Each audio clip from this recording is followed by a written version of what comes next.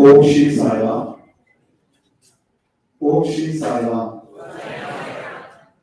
My most humble pranams at the lotus feet of Lord Bhagavan. And once again, Ravi Sai Ram. And a very warm welcome to everyone present here.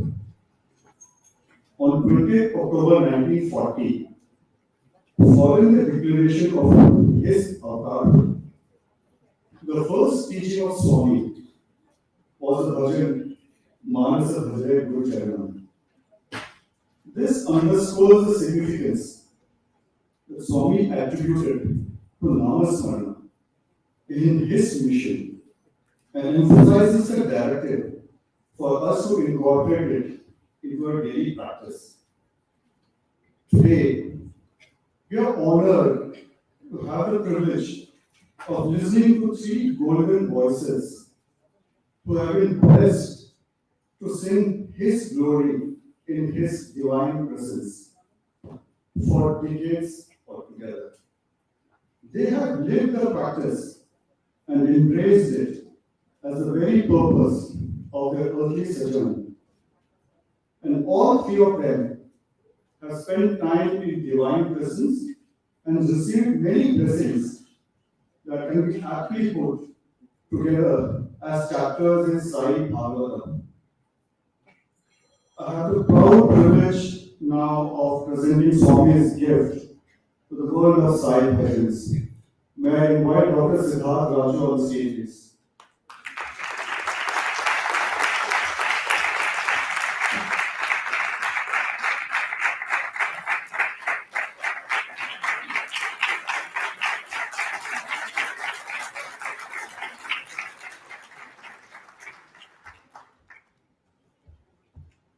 Dr. Siddharth Raju serves as the Assistant Professor in the Department of English in SSSIC Institute of Higher Learning.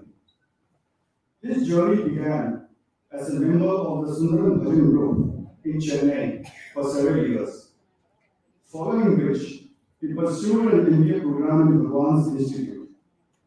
Subsequently, following Swami's guidance, he pursued his MA in English and transitioned into the faculty at the SSSIC Institute of Higher Learning. In recognition of his dedication, he was conferred the Sai Krishna Award for the best teacher in the Prashanti Nigam campus in 2016. Next, I would like to invite Dr. Amey Deshpande to the stage, please.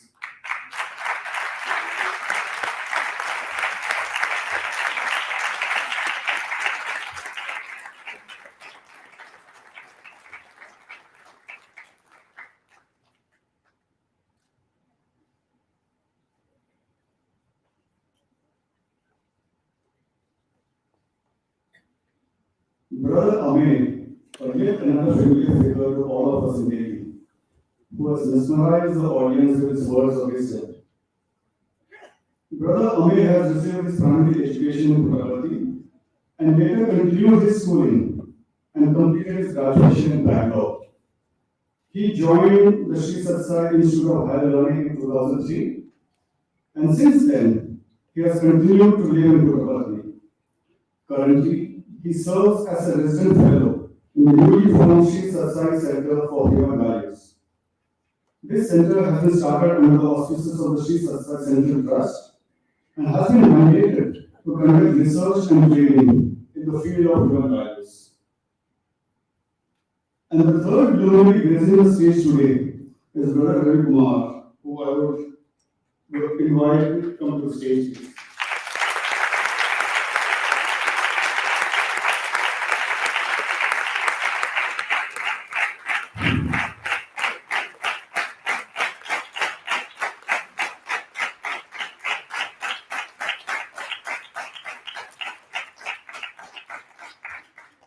Brother Ravi, who needs no introduction to the Sai family, globally and Delhi NCR in particular.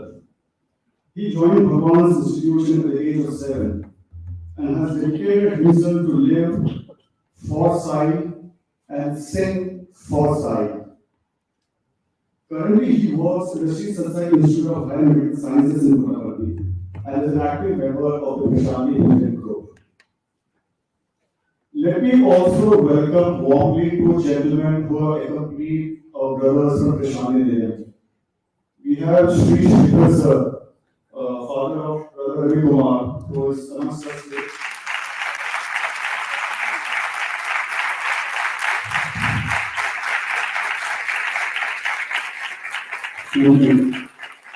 And we also have Brother Sathya. He is the head of engineering services in the Sri Satsung Institute of Higher Medical Sciences. He is one of the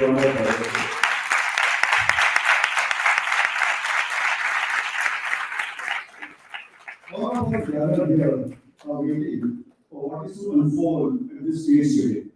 And I would not stand anymore between you and them on stage. So, brothers and sisters, hold yourself for the mesmerizing session that unfolds in front of you today.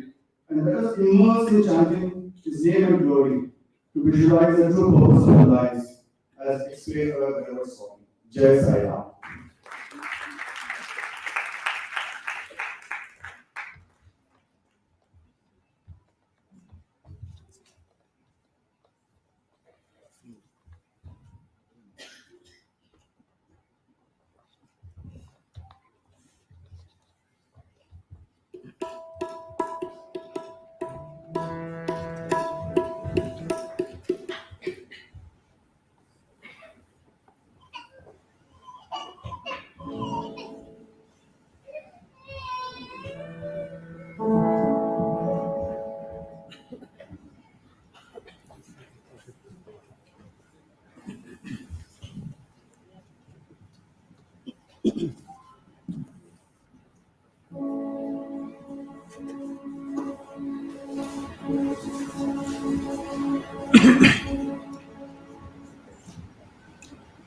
Sai Ram, may I request all to keep your mobile phones on silent mode, please. Thank you.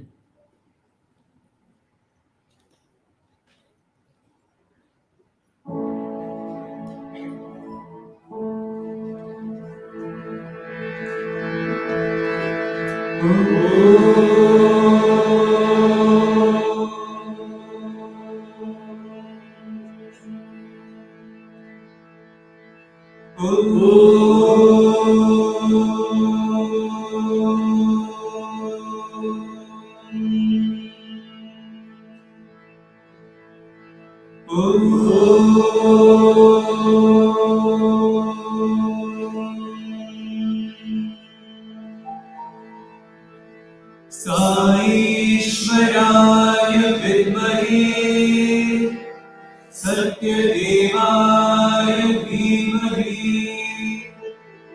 तन्नः सर्वः प्रचोदयात्।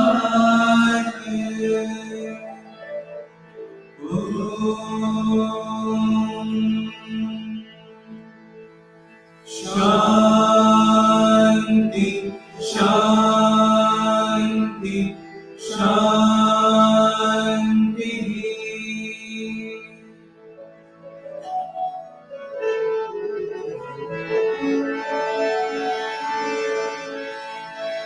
ओ मेरे साईं भगवान,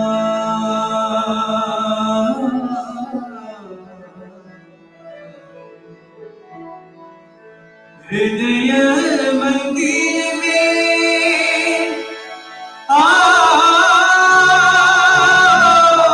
साईं मेरे दीजो कृपा वरदान।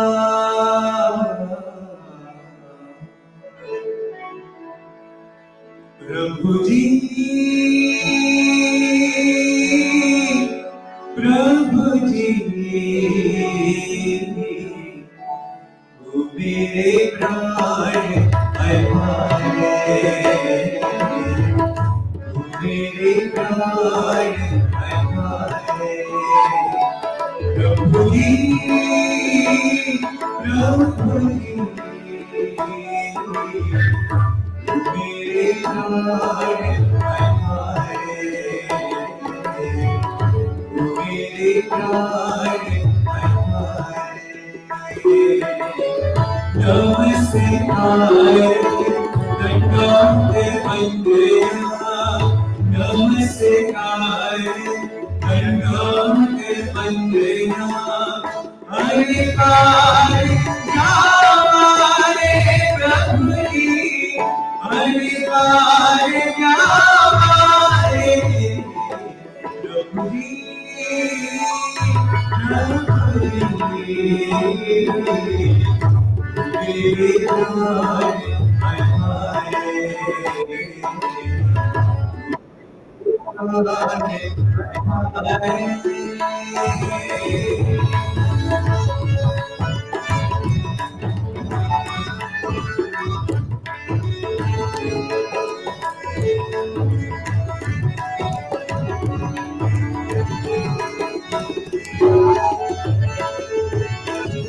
पूर्वत बैठक सोवत जागत, हमन तुझे चितारे, हमन तुझे चितारे। सुख दुख इस मन की विधा, तुझे ही आगे सहारे, तुझे आगे सहारे, तुझे आगे सहारे। प्रभु जी तुझे आगे सहारे, प्रभु जी प्रभु जी मेरे प्राण हमारे। प्रभु जी प्रभु जी तेरा नाम एक सहारा, तेरा नाम एक सहारा, तेरा नाम एक सहारा, तेरा नाम एक सहारा, तेरा नाम एक सहारा, तेरा नाम एक सहारा।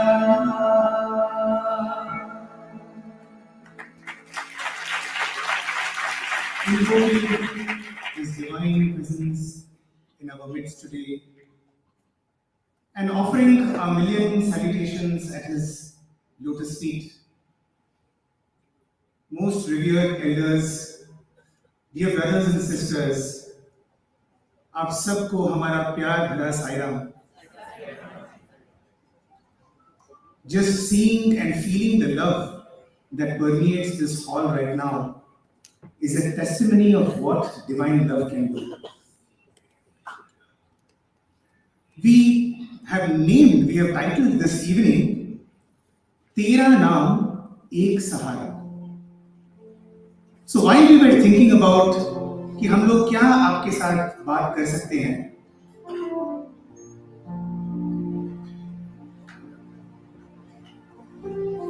what we can talk to you this evening, I am reminded of an incident that happened in the year 2005. हम सब भगवान के साथ थे in a place called Kodaikanal, which is a hill station, and there is a beautiful abode of Bhagwan called the Sai Ram. For those of you who have heard about what Sai Ram is, you will know that it is one of those moments in a student's life, in a Sai student's life, where you get to see Bhagwan from very, very close quarters. तो हम लोग सब भगवान के साथ थे और शाम का वक्त था, भजन चालू होने वाले थे, एंड भगवान पूछते हैं कि देखो जरा भक्त आए हैं कि नहीं भजन हॉल में. तो कोई बुजुर्ग थे, वो जाके he went to the hall and he said, yes Swami, the hall is packed, everybody is waiting for you. And then Swami says, see, that is devotion. And so we knew, of course, whenever Swami says, see, that is devotion, it means that this is not devotion, meaning what we are doing is not devotion. Right? So he looks at students and says, see, that is devotion. And as he was walking, he suddenly stops. And then he turns back at us and says, but I don't want devotion. So when he said, I don't want devotion, in my mind, my thought was, if God does not want devotion, then what does God want? And back came the reply, as if to continue the statement, I don't want devotion, I want transformation. So now, what is the difference between devotion and transformation? हमारे देश में लाखों करोड़ों मंदिर हैं, मस्जिद हैं, churches हैं, गुरुद्वारे हैं. So is there a dearth of devotion in this country, or for that matter in this world? There is absolutely no dearth, and most of these temples, right from Vaishno Devi or Amarnath in the top to Kanyakumari in the in the south, from Dwaraka in the west to to the Devi temple in Guwahati, Kamakhya, all the temples are always filled with thousands of people. So there is no dearth of devotion in this country. But what is God asking for? God is saying, I am not interested in your devotion, I want your transformation. And Swami went on to explain, he said, Yandukande, why is it that I don't want devotion? Because devotion can come and go. He said, devotion can come on an evening like this, let us say, right? We all know that there is beautiful bhajans going to happen. We have our brother Ravi with us. The moment he starts singing, we feel devotion, tears come out of our eyes, all of that.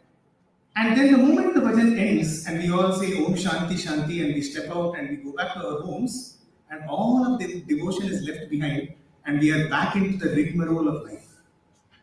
Swami is saying, this kind of devotion, it comes and goes. Vastundi Potundi. But transformation, once it comes, it stays. You cannot untransform. Once the transformation comes, it stays. So this evening, we wanted to talk about how do we get this? Yes, Swami, we know that we have to move from devotion to transformation. We know that our gift of devotion to you must be our transformation. How do we do that? And so we thought, let us share the formula for that. Once again, based on whatever Swami has taught us. These days, if you would have noticed whether we have our purses or not, whether we have our wallets or not, there is something that we all carry, right? This has almost become like an extension of our body. In the morning, when we wake up, the first thing the hand goes to not the japamala, it goes to our phones. Correct? So, can you see the kind of transformation that this device has done today? We don't have to carry anything. We don't have to carry our ID cards. We don't have to carry money. We don't have to carry any documents. Everything we just say, 8 minutes, bhaiya, right? And then we are able to use this. What if we are able to tell you that there is one such kind of a super app or one such kind of a key to our transformation as well, which is available 24/7, which is available wherever we go, anywhere in the world, in any circumstance, that one key is available. Just like we have UPI, right? There is that one key which is available for our transformation, the key to unlock our transformation, and that is what we thought was TERA NAAM EK SAHARA. That name, this divine name, is that key. Yes, thank you for that applause. But we all know it. There's nothing new in whatever has been told just now. How do we use the key? Right? I'm sure all of us will know about the key, but we don't know how to use the key. And so today we will discover, or we will try to understand how to use that key. Is that okay? Is that a fair deal for this evening? Right? We all have come for a workshop. This is not a satsang. This is going to be a spiritual workshop where we will learn how to use the key. Right? So in our great land of Bharat, we have seen and heard stories of so many great saints who have achieved the Lord through this name. Like Swami has said that Namasmarana is the easiest and the only path to achieve Him in this age. No worship, no puja, Namasmarana. How much more simpler and kinder can our loving Lord be? Right? Namasmarana, Tera Naam Ek Sahara. But through the ages, we have had examples of great singing saints, as it were, who attained the Lord. No, can it be like Mirabai, Tukaram, Kabir Das, or it's down south, Annamaya, Tyagaraja? We have heard all these names, right? They've all achieved God. Yeah, they can achieve God. They were great musicians. They were not great musicians. They are not known merely for their musical skills. How can we be like them? They had severe difficulties in their lives. If you look at each of them, if you look at Mirabai's life, what difficulty did she have in her life? She was made to drink poison. Yeah, what Kabir Das and Chaitanya Mahaprabhu, they were ridiculed by the society around them. Tukaram, what kind of troubles did he have in his life? But did they let go of the name? They did not let go of the name. Come what may, the deeper the trouble, the stronger that they held on to the Lord's name. So that is what happens to these saints when they held on to the name, as Mirabai so beautifully put, saying that Naam ratan dhan payo, payo jeevani, Naam ratan dhan payo. So what is the wealth that she got? It is the Lord's name. Na karchana kute, chorana loote, din din badhat samaya. Nobody can steal this. The more that you share this name, it is going to become more and more. Somebody steals it, let them steal the Lord's name. Let them take the Lord's name. It will not prevent you from chanting it. You chant, let them chant, let everybody chant. It will only grow. And this is the magical power of Namasmarana that will help us. So, what the great saints of yore managed, Swami has said that even we can do it. No? Isn't that the confidence that he wants to give us? So we can do it. Yes, let us all take his name. In fact, if you look at it, one thing that all the saints had in common, which in a sense today we can also say we share in common with them, is that they did not have the physical form of the Lord. All the saints, all of them, they were able to chant the name of the Lord, it's not that they always had the physical form of the Lord in front of them. And that's why I said today, we are in that phase where we share that in common with them, where we do not have the beautiful physical form of the Lord, but we have His name with us. And that is what makes it the greatest wealth. And that's why we say Namaswaran, because Swami himself has said, as brother just said, that in this Yuga, in Kali Yuga, the easiest way to attain Him is through Namaswaran. So his name, Swami has also said, why Namaswaran, and especially in the context of us not having the physical form. Swami says that the name is more powerful than the form. Not everybody had the form, but everybody has the name. And a very, very simple but such a beautiful example that Swami gives is, if I tell you to think of a rose, if I tell you I'm going to give you a rose, and then in your mind you start imagining that it's going to be in this red color, and then you start imagining the petals, and you start imagining the fragrance of the rose. But Swami says, if somebody were to actually come and give you the rose and say, take it, when you're going for the rose, the first thing on your mind is that you don't want to be pricked by the thorn. You're looking out for the thorn, right? All that imagination that you had comes crashing, because when it comes to the form, there is something that prevents you from enjoying it the way that you can when you do not have the form. Another example that Swami gives is a mango. If I were to tell you that it is mango season now and I'm going to give mangoes to everybody, Swami says that if I tell you that I'm going to give you mango, you start imagining, you start drooling about it, you're waiting to cut it open and you're waiting to have the mango.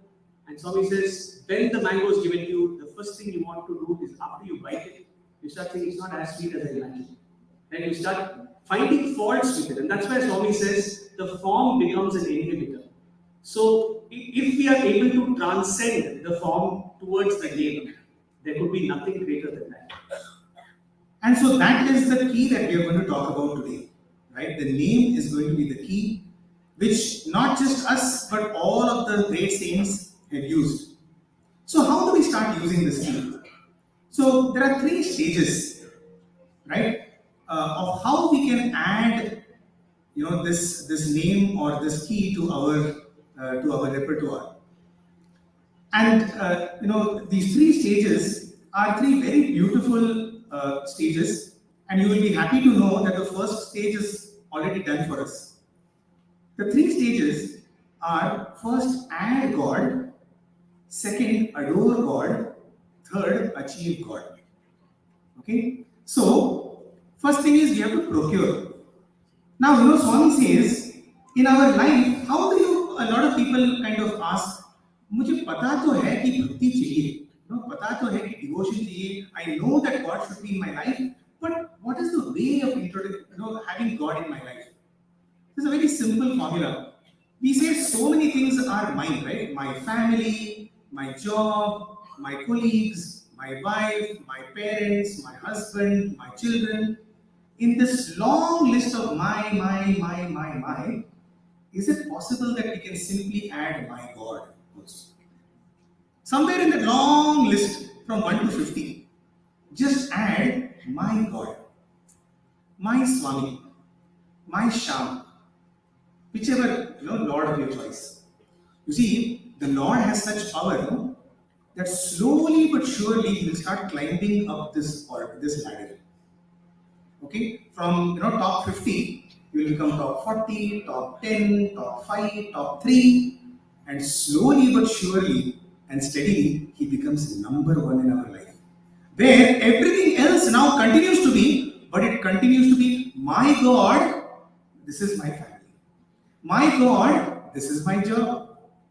Right? So, can we do that? All we need to do is, for example, when we have food, right? We don't eat namak, right? We don't eat salt by itself. We just mix the salt in all our food. This is Swami's analogy. All we need to do like that, is in all the endeavors of our lives, in all the situations of our life, take a little bit of, not that pinch of salt the way the English people use it, but take that salt of the Lord's name and simply add it to everything. It gets taste. Life becomes tasteful only when we add God to every situation. So the first thing is how to that is to add God to our list. And there's a beautiful vision which talks about that, and we request all of you to follow this vision, which talks about adding this God, right?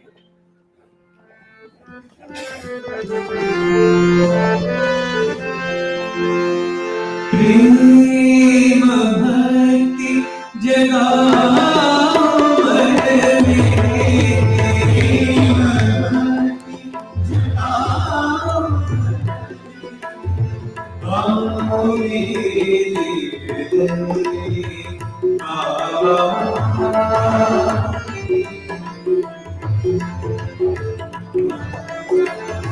आओ मेरे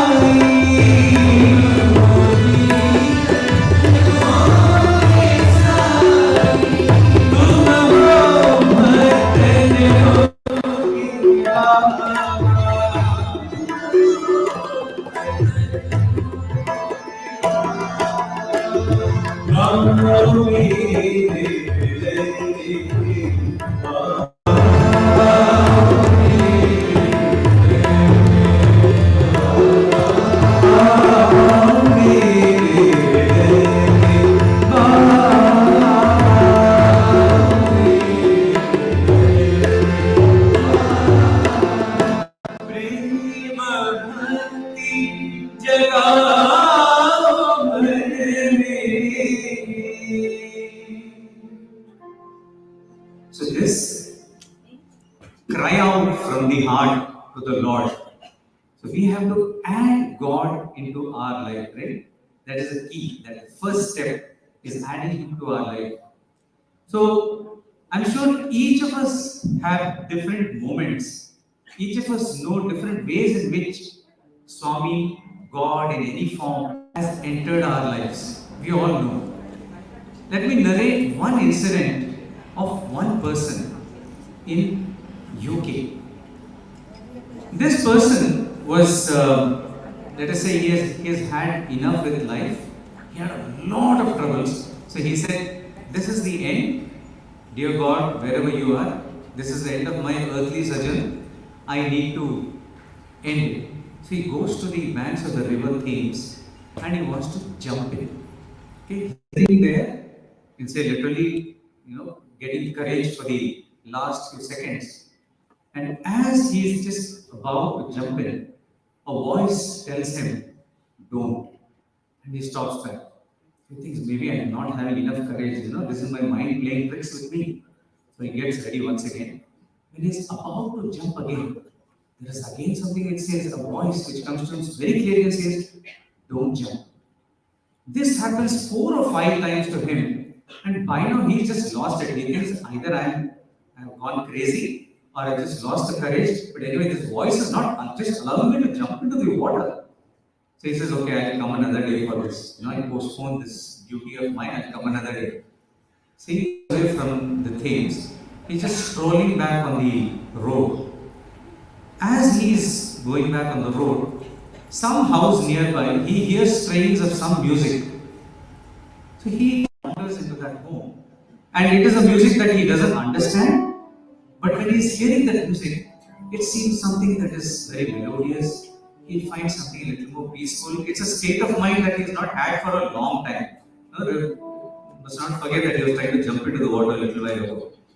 So he just goes and sits. There are a group of people sitting there and doing some music. He sits there. At the end of that music session, somebody gets up. They are waving a plate of some fire flame, which he doesn't understand still. So basically, it was Sai bhajans that was happening in that home. This is where he wandered into. The end of that Arati was shown. At the end of the Arati, this man who was standing, he thought he just walked out of the house. He suddenly hears a voice which had started talking in the same house, and he's stunned. He turns back. It's the voice that he had heard at the banks of the river Thames. He says, whose voice is this? In that household, they had played a discourse, a small clip of a discourse of Swami, our beloved Swami. They played in that house after the bhajans were over. This man instantly connected. This is the voice that has been asking me not to jump into the river Thames. So he goes, who is this? Who is this person? He's been speaking to me. He says, speaking to you how? Then he explains his whole story. Then they say, miraculous, you're the one who've been saved by our Lord. This is Bhagavan Sri Sathya Sai Ram, and they tell him about Swami. And he's totally stunned because he has never heard. Can you imagine? He just wandered into this home because he loved the peace that the music was giving. Our own very Sai Bhajans, which is filled with Namasmarana. This person gets transformed immediately and he becomes a regular for bhajans wherever he's able to go. And not just that, there was civil war going on in Europe. He was a trucker by profession actually.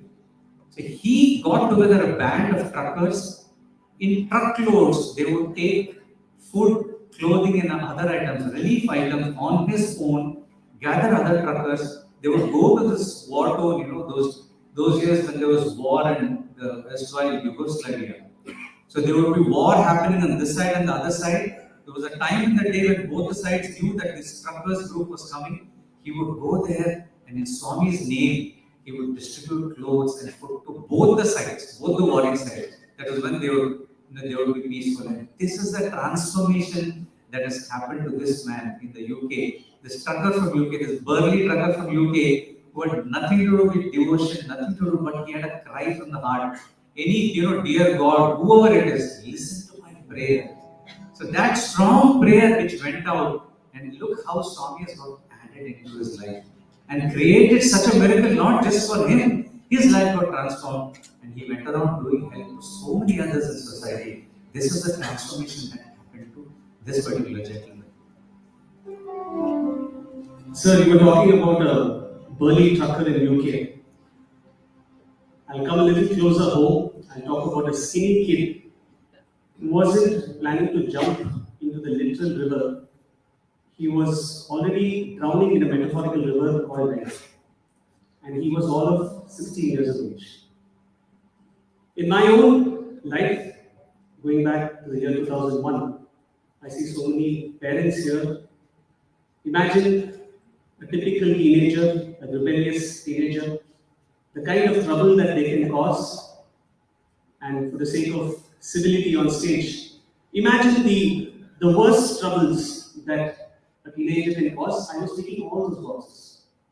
I was giving my parents a hard time and not interested in academics, not interested in anything. And really didn't know where my life was going. It's not that I knew what life was, but it wasn't going anywhere. And it is at that time when a cousin of mine came home and he gave me a cassette. And he said, listen. I had no idea of what it had. And it was a set of about 10, 12 bhajans from Prashant. And just the first time that I heard it, when brother was narrating the story, the kind of impact that the bhajan session had on the trucker, I still fondly recall the impact that the music or the noise, at that point of time it was still noise to me, it was not silence, what it did to me. I kept playing it over and over and again, and that's all I wanted to do. The only thing from that point onwards was I wanted to get into this, whatever this is. I don't know what it is, but this is what I want to do. And I just started imitating the sounds, and that's how I started singing. And when gradually, when I came to realize that these are bhajans sung in Swami's presence, and that there is a world called Sai Bhajans, and Swami likes bhajans, and that was the only thing I thought was worth pursuing in life, that was to sing for Swami. So that I know from personal experience that I came out of that phase of my life only because he came with his name to me. And he said, here, take my name. TERA NAAM EK SAHARA. And in these last 22 years, the 180-degree turn that my life has taken, it's still turning. I can't say that I've completely qualified degrees. But in this term that my life has taken, the only thing that I have continued to hold on, the only thing that has made sense in my life is TERA NAAM EK SAHARA. So, Swami, thank you for that, for the gift that you have given us, which is TERA NAAM EK SAHARA.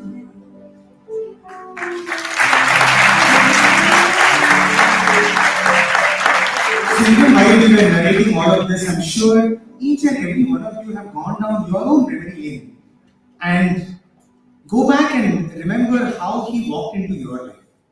You know, one of the most beautiful things to do is whenever you are down, go back to the time when God entered your life. It will always be the freshest and the most beautiful divine memory in your life.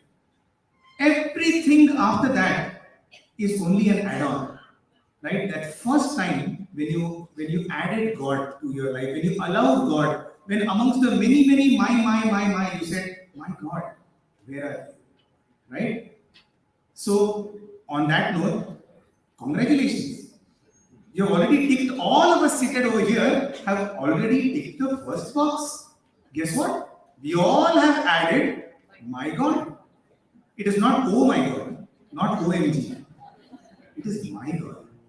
You know, there's a beautiful saying which says that when usually when we have a problem, we say, oh God, I have a problem. I have a big problem. Right? You now turn it around and say, look at the problem and say, hey problem, I have a big God. Right? So it is about that transformation, that little tweak that we have to make in our life. So congratulations, we all have added it. But now comes the real problem, which is, I know I have a God in my life. How do I now go to the next, which is allow Him to take over, the second stage, which is adoring Him in every and each thing that I do. Isn't it? That is our challenge. We know that there is a Lord, we know He is omnipresent, potent, omniscient, all of that. But our challenge is that we are not able to remain constant with it. That's what Swami would often refer to as constant integrated awareness. That constancy is not there, isn't it? I have coined a new term called periodic integrated awareness, which is we only sometimes, maybe weekly once, maybe daily once, maybe monthly once, right? We remember how Swami is there. But Swami wants it to be constant. And in order to unlock this stage, we just need two mantras. What are those two mantras? These two mantras are useful for any endeavor to be successful in any endeavor of life. What is that? Consistency and intensity. Right? Being consistently intense and intensely consistent.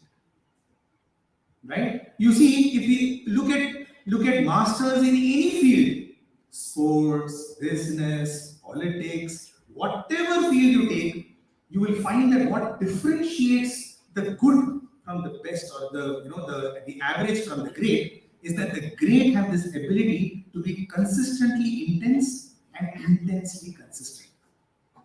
Right? We need to now bring that into our life. For example, there's a beautiful character, a very tiny character in the powerful epic of Ramayana, which is a very beautiful example for each and every sadhak that is seated over here. If you truly want to establish that, the example we can take is that of Mother Shabari. The life of Mother Shabari is so beautiful. At a little age of 6 or 7, when she was getting married, it is said that she ran away as the 7, the Vedas, Saptapati, what do you call it? Something, yeah, whatever it is. So while that was going on, she actually ran away, and then she goes to Matan Muni's ashram and she serves the Guru intensely and consistently for many years. And eventually a time comes when the Guru is now going to retire into the Himalayas, going to go into deeper for his contemplation and meditation. And when she says, Master, take me with you, I have no other life. There's only one purpose of my life, which is to be with you. And he says, no, you will wait back here. You have to stay back here because you have one destiny to fulfill. Because God in human form is going to come over here to you and he's going to seek your help. Okay, now just imagine just that faith, the faith in the name or in the order of the master was enough for her to give up her entire seva to her guru. And what does she do from then onwards?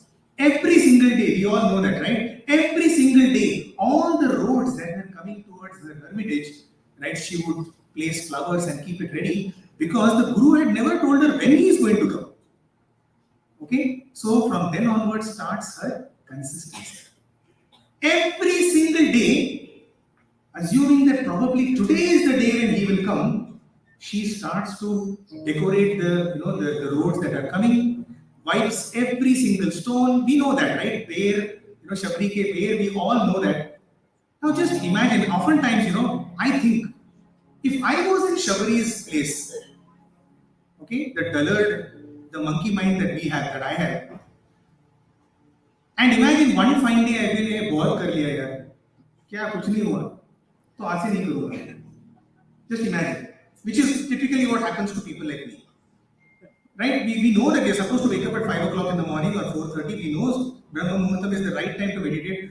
अरे यार नहीं आज नहीं हुआ यार. स्वामी अब तो वैसे भी करुणा सागर है, छोड़ दीजिए क्या होने वाला है. Right? So one day we just give up. So imagine if Mother Shabri for one day she gave up her, her decorative. And imagine if that day only Rama came.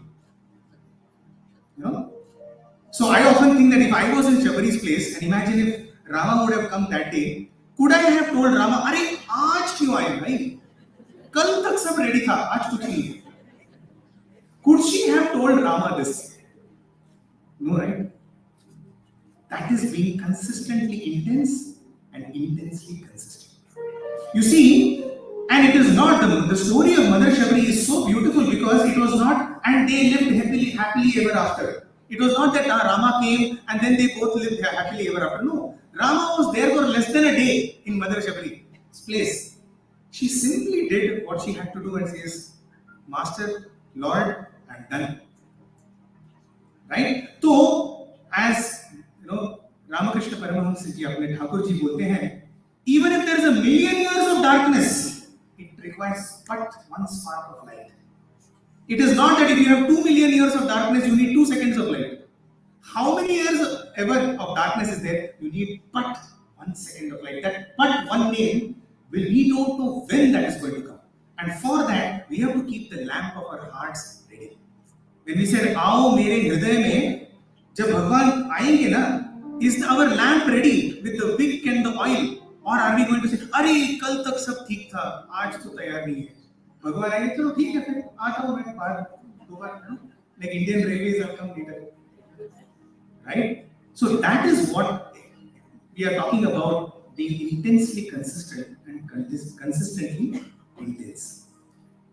So this being intense and consistent, they are part of the second step, right? Adoration. So we are all, like Amey said, we are all lucky. We have added Swami to our God into our lives, Swami to our lives. Now we are trying to see how we can adore him. That's the difficult part. How do we hold on to him? Surdas, you had your Kanhaiya. Shabri, you had your Rama. Guess what? We have our Sai, right?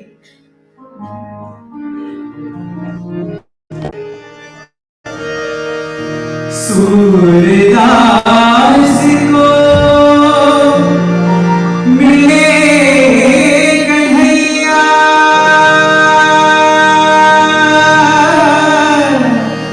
Shabri ko Sai Ram.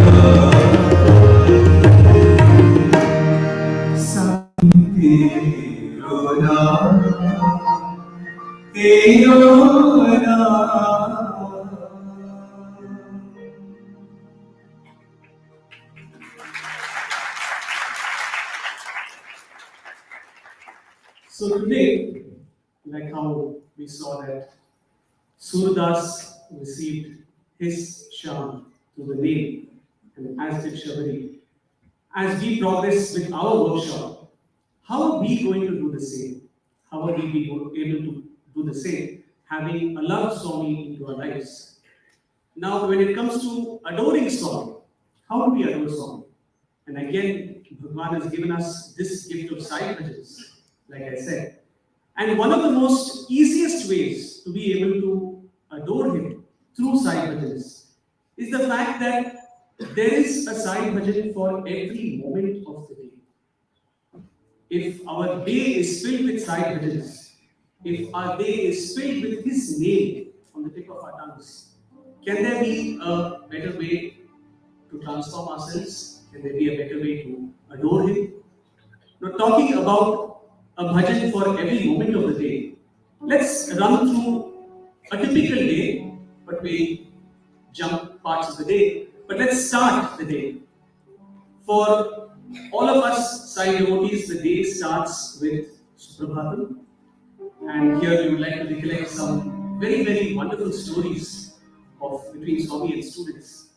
Back in the early 70s, when Swami had started the Vrindavan college, the college in Vrindavan, there were just a handful of students. And their hostel was Swami's garage. That's just the number of students that existed. And Swami was getting them into this routine of starting the day with Suprabhatam. And would you believe it if I told you that these students were woken up for Suprabhatam by Swami? Swami would come in the morning, wake up the students and say, get up, it's time for Suprabhatam. And whom are we chanting the Suprabhatam for? It is to wake up Swami. That is the loving Lord. When he comes down to instruct man, he goes down to that level. He comes down to wake the students up, to tell them to sing Suprabhatam. In fact, on another occasion in Rai Vrindavan, Swami was doing typically this. He was running through the schedule of the hostel with the students. And Swami was displaying his omnipresence by saying, I know what happens in your hostel. I know what happens when you wake up. And he was going through the activities of the students through the whole day. And Swami said, when you wake up for Suprabhatam, some boys don't even brush. And Swami is doing this. Some boys don't even brush. Straight get up and come to the dining hall. You just come and sit there. And what do? You come and sit there for Suprabhatam. You're supposed to chant Suprabhatam to wake up the Lord within. And Swami says, you come there and you continue your sleep which you left in the room.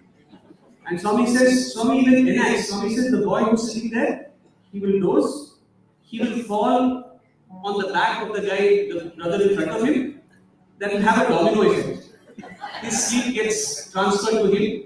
He also dozes in front of him, and it goes all the way to the first row, who's probably the only fellow who's sincere sitting in the first row, trying to sing Suprabhatam for the whole hostel. So if we were to start our day, and since we said we will try to fill our day with Sai Bhajans, is there a bhajan that we can sing as part of our Suprabhatam? This is just our interpretation and our imagination of how bhajans fit into a typical day. So please bear with us on that front. And while we are doing it, maybe you can think of your own bhajan, whichever bhajan comes to your mind.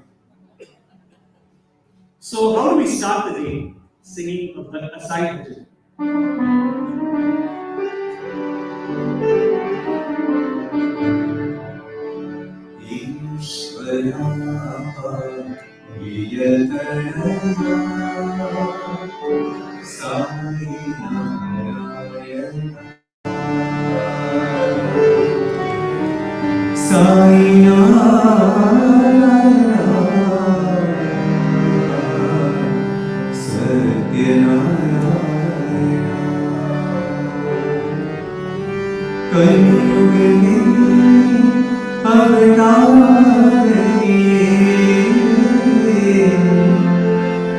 कण कण में तेरा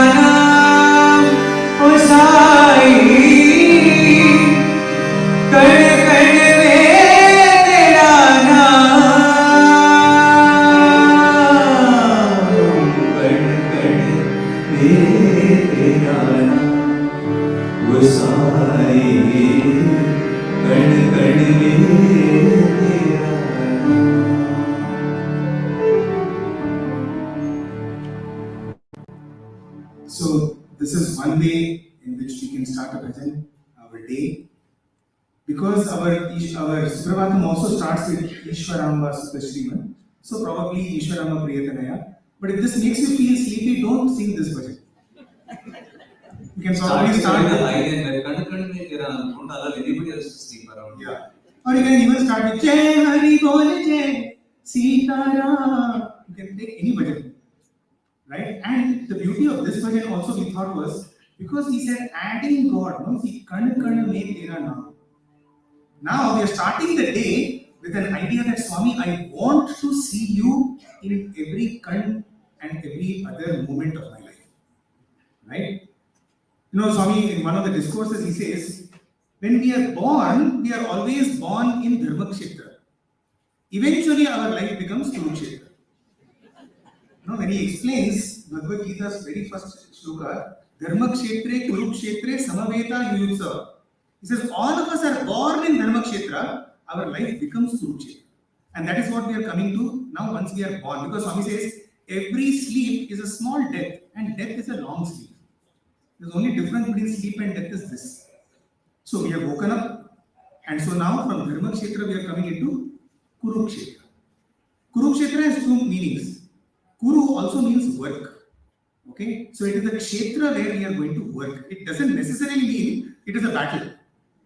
Eventually everything becomes a battle, right? But it is not meant to be a battle. It is supposed to be a place where you should be doing work, right?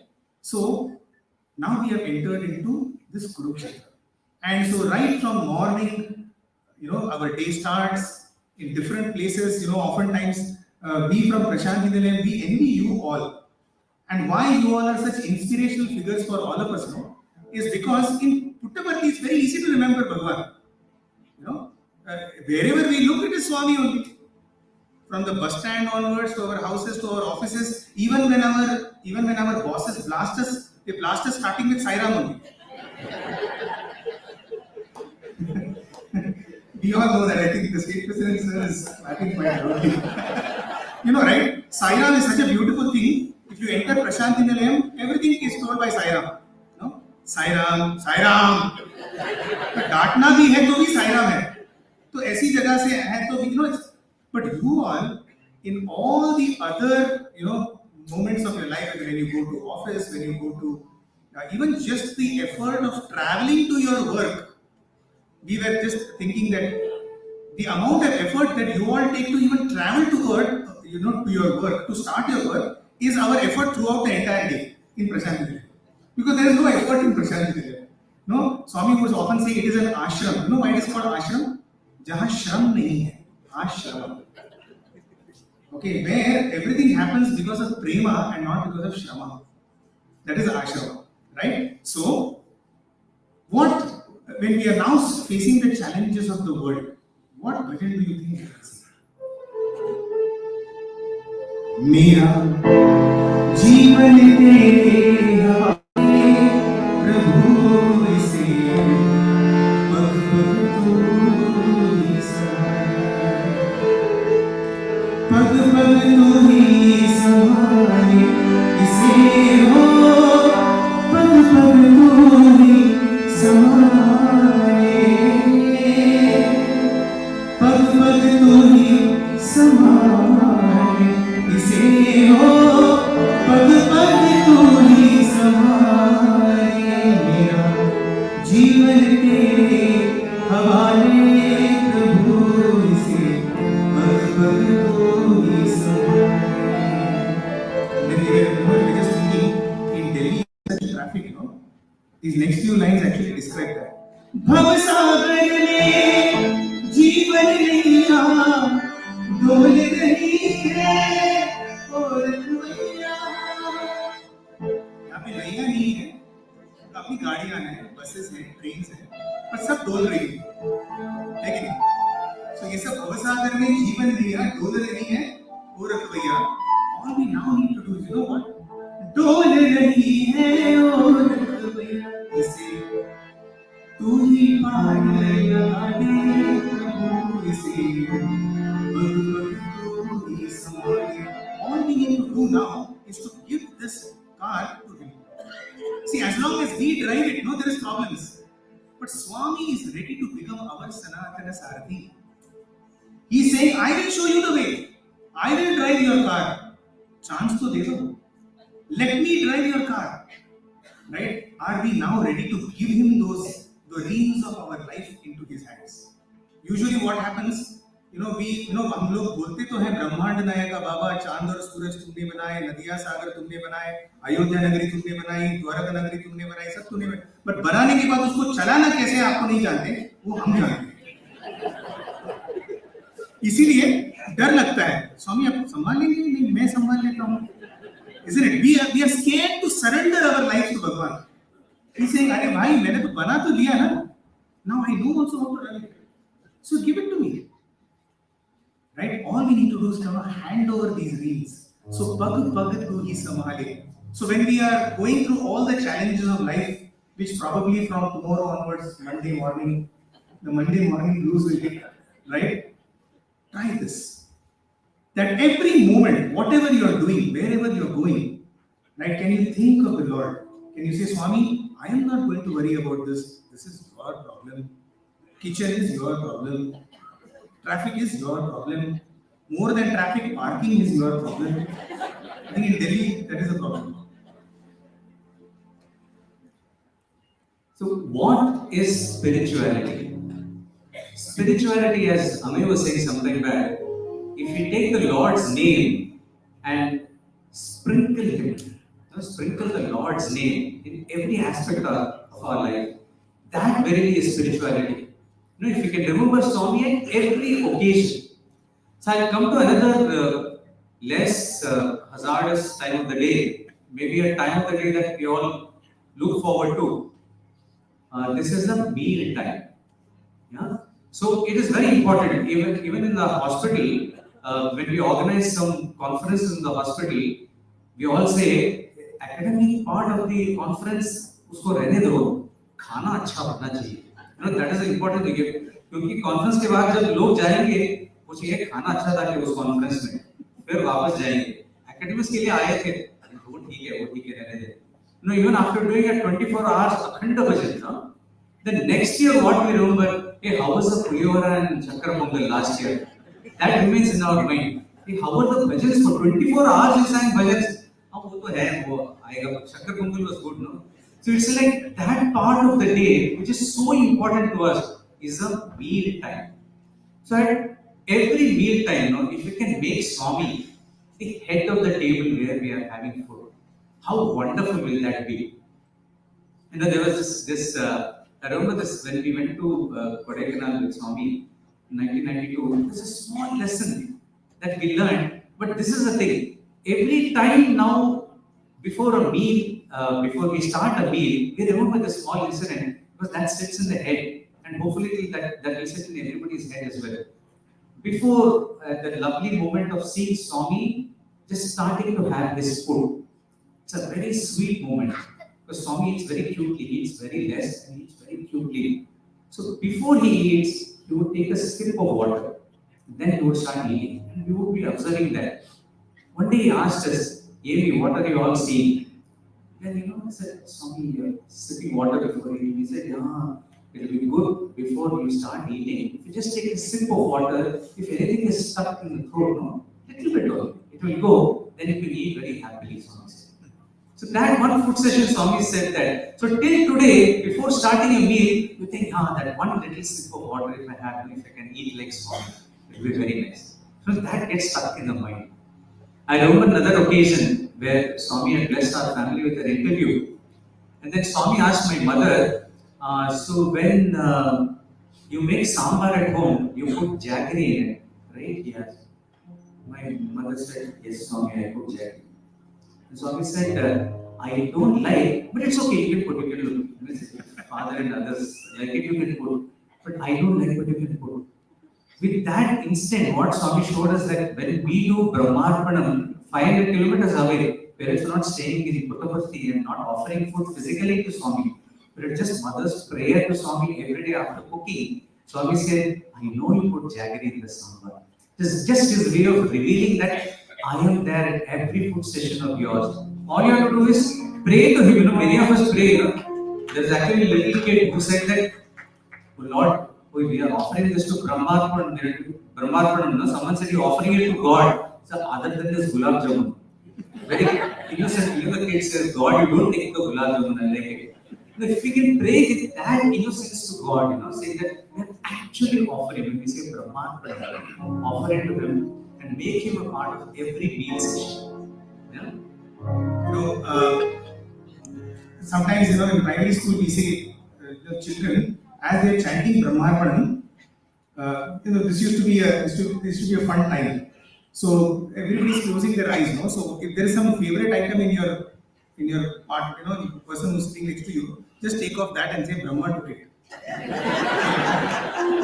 So boys, used to be Brahmarpanam, they'll keep saying Brahma Veer. So means even if Brahma actually wants to come and take, there's no chance.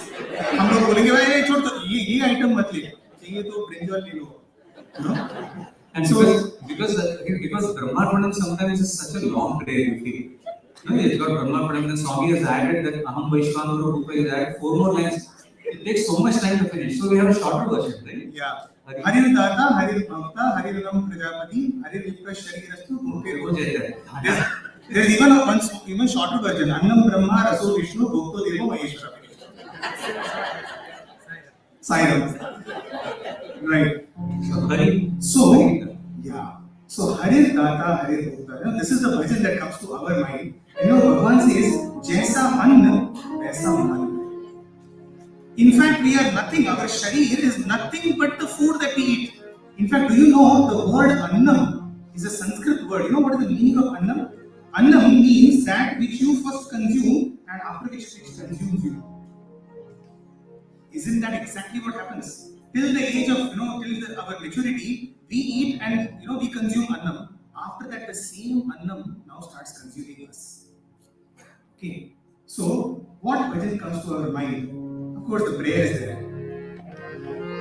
Hari Hari Sumir Hari Hari Bhajo Hari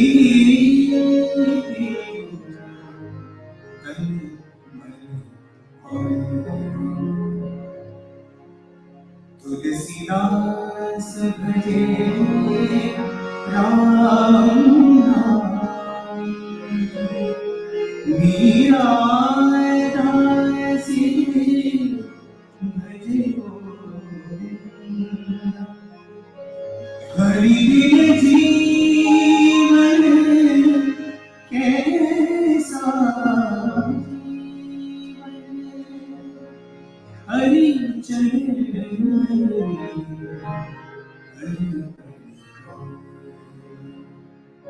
Hari Sumir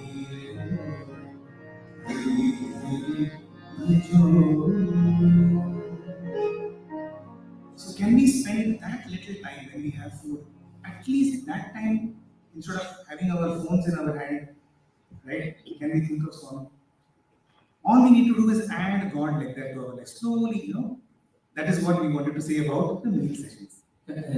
Just one little story about this Hari Hari, Hari Data Hari Bhakta, that prayer.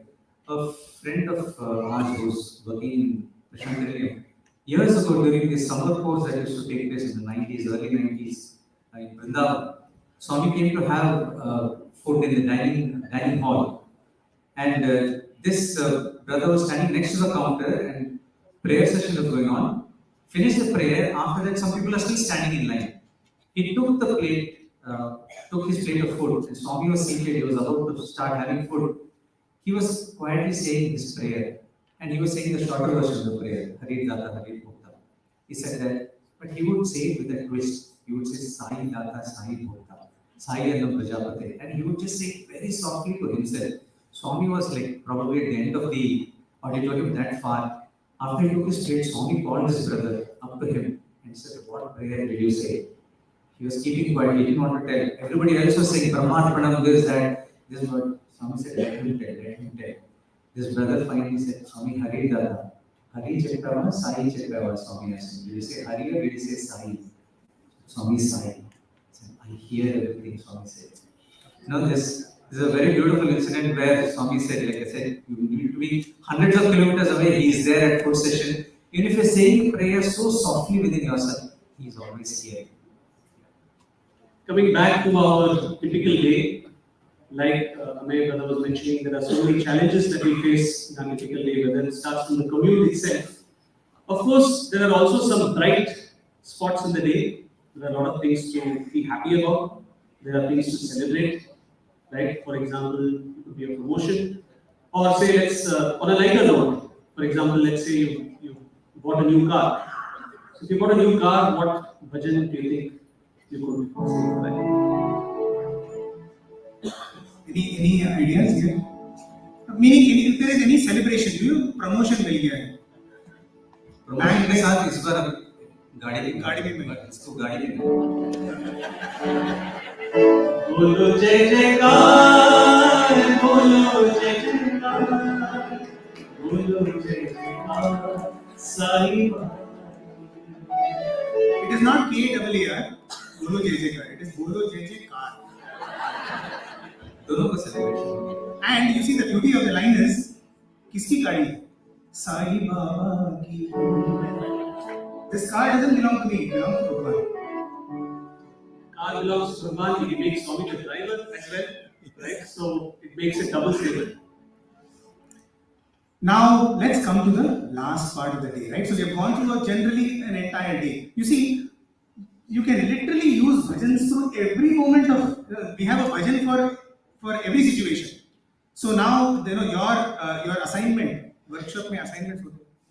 So the assignment for you all is from tomorrow onwards, for every situation find your own bhajan and see whether you can add and adore God throughout every moment of your day. And even as we come to the end of the day, right? This is one avatar, this is one manifestation of Swami, of the Lord. We were just discussing, He allowed us to see Him every time of the day and night. We have seen Swami at 1 o'clock at night. We have seen Swami at 2 o'clock at night. There was one Shivratri when, every Shivratri he would tell, boys, all of you students, everybody sing bhajans properly, I will be coming. Okay, and all the boys will say, Swami, aap to 5 baje aayenge subah. Right? The one day, I think it was 2004 Shivratri, Swami came at 1:30 at night. Okay, at 1:30 at night, nobody was expecting, everybody was half dozing, okay, and Swami decides to come out, And so I was just thinking, we were all, it's such a beautiful time to have darshan, Just imagine 1:30 at night, and Swami sat for a good 45 minutes for bhajans. And I was just thinking, wow, I've never seen Swami at this time of the day, and wo bhi ho gaya, that darshan also we have got. Because otherwise at 3 o'clock in the afternoon, of course, through the day we have seen. So, can we think about Him before we go to bed? There's another very short formula I will say. Bhagwan's, what we say, SSS. Swami would often say, SSS stands for yes, yes, yes. Swami ki always yes, yes, yes. Whatever we pray, He will tell yes, yes, yes. So be careful about what you're going to pray. Right? But this SSS, Shri Sathya Sai, has also another formula which is embedded. It is a formula for the entire day. What is SSS? Start the day with first S, silent sitting. Fill the day with the second S, silent literature. End the day with the third S, which is self-audit. Right? There's a beautiful prayer which I often, remind myself. The prayer goes as follows. It says, Lord, I am sorry for I am not what I used to be. Thank you, Lord, for I am not what I used to be. Sorry, Lord, for I am not what I ought to be.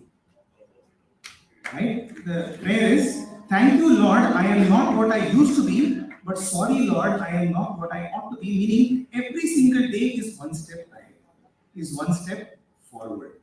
I know I have a long journey, right? Be with me, Bhagavad. Right? Even regarding this, there's a beautiful, when all the children would go to bed, Ooty is another hill station. and all the children would go to bed, Swami would come in the middle of the night, to check whether children have put blanket on them or not. Because at night, children tend to throw away the blanket. Swami will come and he will put. Imagine every night when we just even pull the blanket, can we feel that Swami is pulling this blanket on me? Even that then can become a sadhana. Even the act of sleeping can become sadhana. Right? So what bhajan comes to our mind when we think of night sleeping? शयन सपन में सायो, शयन सपन में सायो, गगन पवन में सायो, गगन पवन में सायो,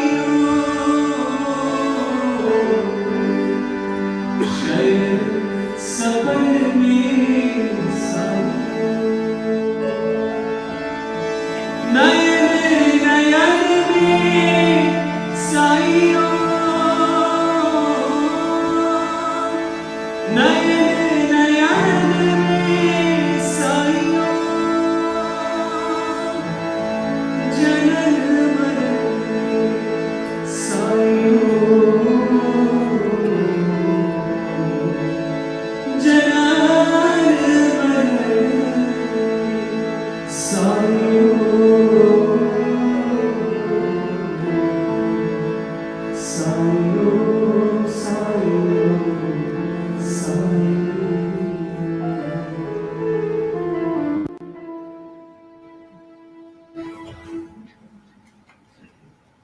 So what do we get if we think of Swami in every moment of the day, in every aspect of the day?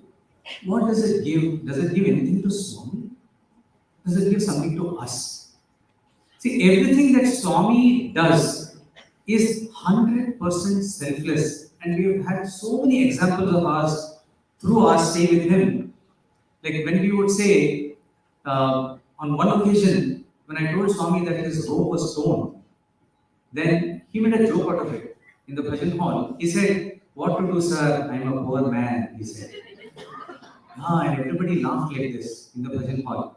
After the laughter died down, Swami said, "But you all be good, then I'm a rich man," Swami said. So that is the selfless Lord. He wants us to be good, and with that, he says he becomes a rich man. So in every aspect of our life, if we think of him, what happens is the credit balance in our account becomes better. And once the credit in our bank account becomes better, what happens? Swami is able to give grace because of that. Once Swami gives the opportunity to the boys to distribute prasadam to the devotees. Then, this question came about, why are the boys being given the chance to distribute prasadam? Why not anybody else? Why only them? And Swami explained, see, these boys who are coming and studying in my college, I gave them this opportunity to do some seva for me. The moment they do this little seva, he is giving the opportunity to do the seva, so their credit balance goes up. So any time in their life later on, when they need some help, I can think of this seva that they did, and then I will bless him when he needs. So then this question comes, so is Swami a businessman? Debit, credit, unless you get some credit, he will not bestow some blessing on you? No. He is the bank based on which all our business transactions can go on in our daily life. It is like Siddhartha was saying in the morning, the bank is not the Reserve Bank of India, he is the Deserve Bank of India. He is like Reserve Bank of the university. So everything that we do, if we do it with the intention of serving him so that we get some benefit accrued in us, based on that, blessings will come pouring down to us. So that is what Swami said. He blesses us with the opportunity to think of him throughout the day so that we can accumulate some blessings for ourselves in our lives. It's not that, like for example, Reserve Bank के पास क्या कम पैसा है.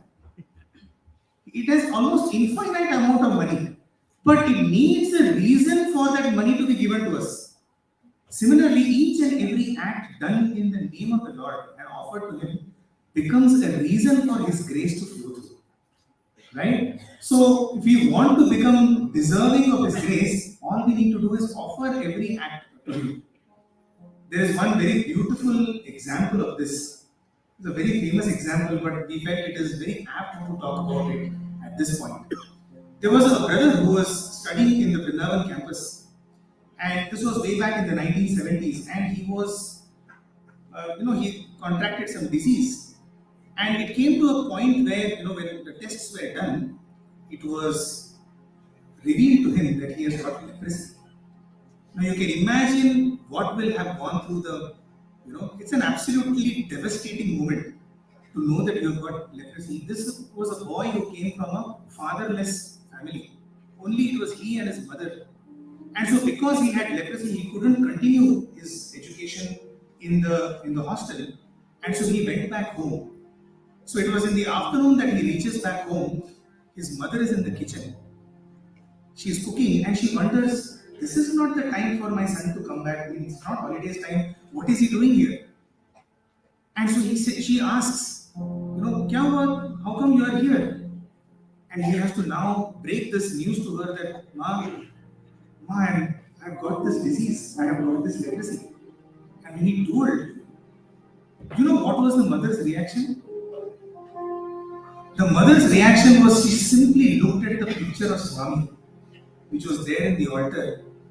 And at that moment, this bhajan came forth from her. Antaranga Sai, Anath Anath Sai, Deena Bandhu Sai, Karuna Sindhu Sai, Rama Krishna Shiva Shakti, Prema Rupa Sai, Yuga Vekarva, Shri Sathya Sai. This bhajan, actual bhajan, was composed at that moment. This is the story of the composition of this bhajan. You see, the mother, she knew nothing about music.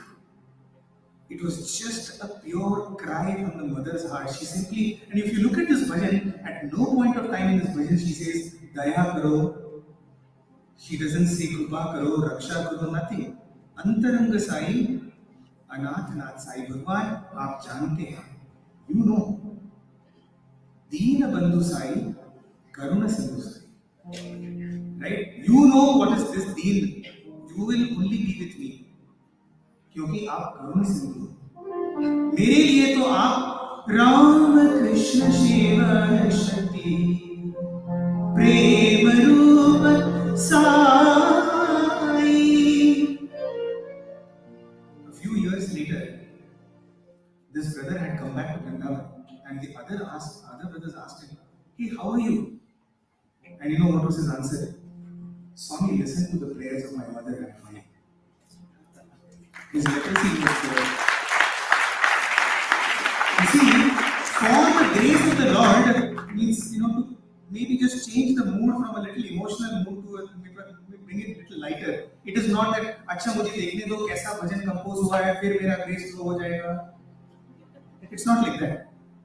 Just at that moment, the grace started to flow because the prayer had come from a pure heart. Right? So, when we start making Him a part and parcel of every moment of our life, automatically we become avenues for His grace to flow through. Right? There's another very beautiful story. This story comes from one of my most favorite and go-to books in the annals of Sai literature.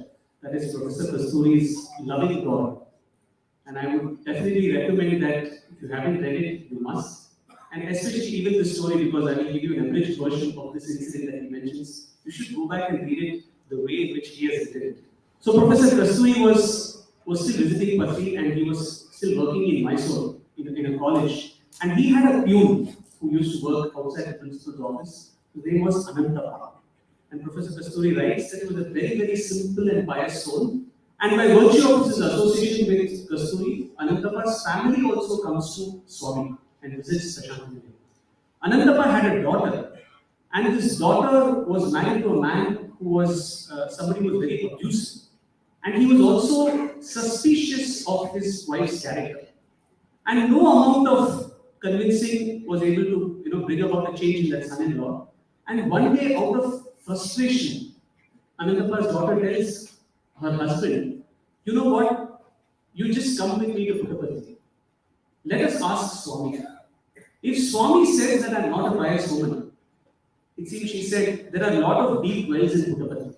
I will end my life. But let Swami decide. And so the whole family traveled to Puttaparthi, and Swami calls them in to the interview room. And Swami tried to pacify the son-in-law and explain to him that you do not understand the value of your wife. She's such a pious woman. She's like Sita and she's like Parvati. How can you doubt her? And obviously the fragile male ego was bricked. The son-in-law walked out of the interview room in a huff. And Swami consoled the family and said, don't worry, it's okay. He will come around. I assure you that they both will be happy. So the son-in-law says, enough, I'm not listening to this Sai Baba. Let's go back to Bangalore.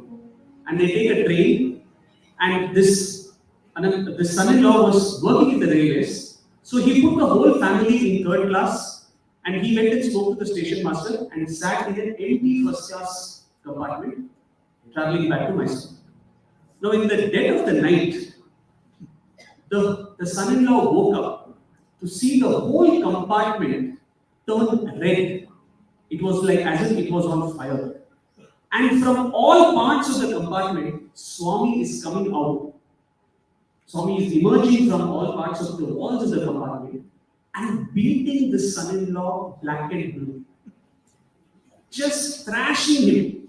And he's shouting and shrieking in pain, and Swami is not relenting. Until the train came to the next stop, where this son-in-law jumped out of the compartment and ran to the station master. The station master asked him what happened. And the station master narrates this to Professor Kasturi. The son-in-law's face was all bruised and black and blue. Literally, he had been thrashed. Who beat you up? And he says, Sai Baba is there. He's inside the compartment.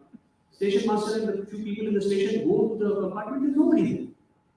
And then this is narrated to Anantappa, who was woken up, and he was blissfully sleeping in the third class compartment. And then he realizes whom he's dealing with. And that's his moment of transformation.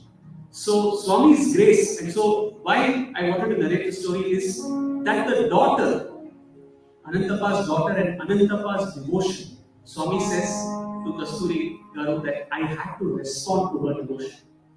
I had to give my grace upon that family, and as Swami had said in the interview room, they definitely had a happy family going forward.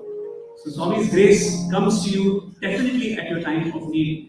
Should you show the kind of love and adoration for Swami that we've been talking about. And the beauty of this was that this was narrated in Swami's presence, right, in Trai Vrindavan. Right. So when this story was narrated by one of our teachers in Swami's presence in Trai Vrindavan, Sir narrated the story, and then he said, if you do anything to the Lord, He will still forgive you. Like Hiranyakashipu. Sir even gave an example of Hiranyakashipu, kept abusing Narayana. He will still put up with it. And then Sir said, but if you touch his devotee, then you are finished. And Swami, when he heard this, Swami said, Mallachu, tell again. Repeat that last time again. If you do anything to his devotee, the Lord will finish you. So for that, we have to be that worthy a devotee. Swami repeated that, right? Finish. He will be He will finished. be finished. Yes, that was the assurance coming. So, the one more learning from this is that, first of all, He will never allow anything to happen to us. If something is happening to us, then it is also because He wants it to happen to us. Right? So, no challenge can befall us unless He wants it to happen. So, every challenge is His prasadam to us. Right? Because Sai मेरा तुम हो सहारा,